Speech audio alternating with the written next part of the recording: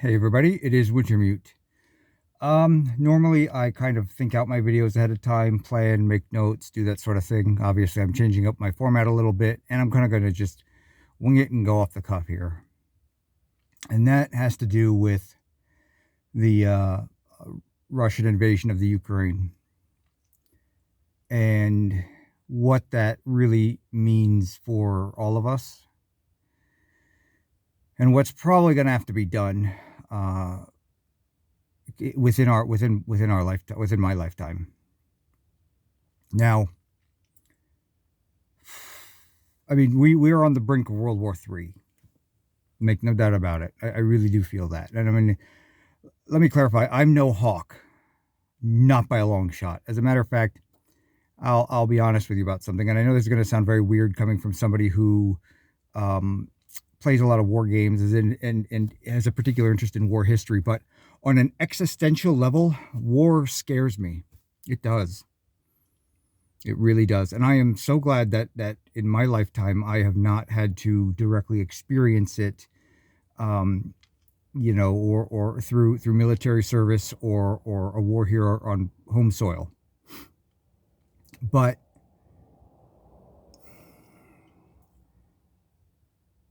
there's a lot of people who are about to in my own country, but more than that, there are people right now who are experiencing it firsthand, let alone secondhand or down the line. Um, um, and personally, war has impacted me in a way that is not obvious or clear. And it ultimately took my dad from me. Now, he did not die in combat or in a hospital from a wound. The Vietnam did not kill him during the war. It killed him about 20 years later.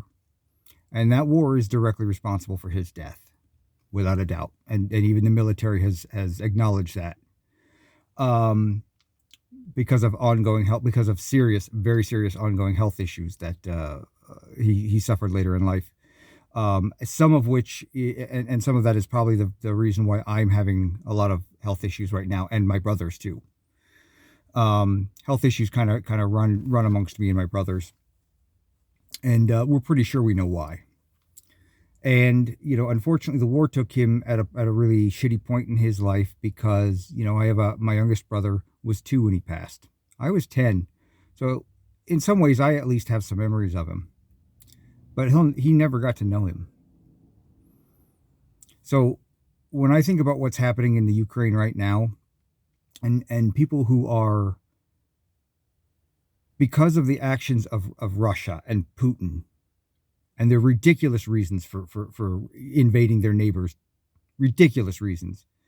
Because of that, how many people are suffering immediately, if not just outright being killed?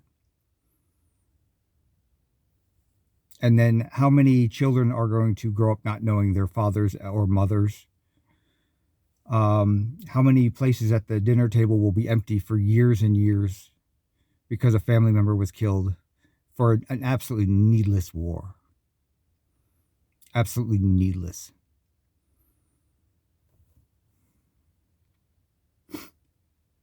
So I really, really feel for the people of the Ukraine right now, being the victim of this monster. And if I had no immediate obligations and I was in good health, this is, I would, because while I'm not I never joined the military for very personal reasons. I have nothing but love and respect for the armed forces, but I don't want to inflict myself upon them.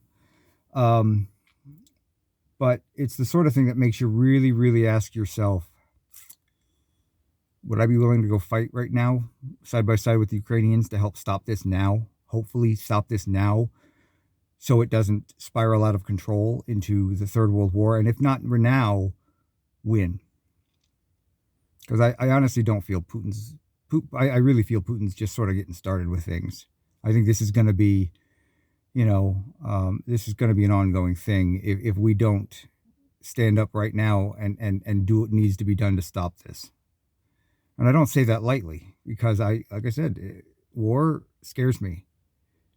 It had the idea of having to be in combat, and live that life really has actually kept me up at night for personal reasons, because it's a very scary thing. And I don't want to ever have to experience that. And I want my kids to grow up in a world where, people have figured out how to get along with each other and not just be a bunch of assholes and just get into fights and wars over some of the dumbest shit possible. Let alone experience a World War III. I mean, how did we get to this point? It's rhetorical. We know how we got to this point. So I really, really feel bad for the people of the Ukraine who are suffering right now. And I hope collectively the world is able to pull together and do what needs to be done to end this. So kids like me get to grow up with their dad there.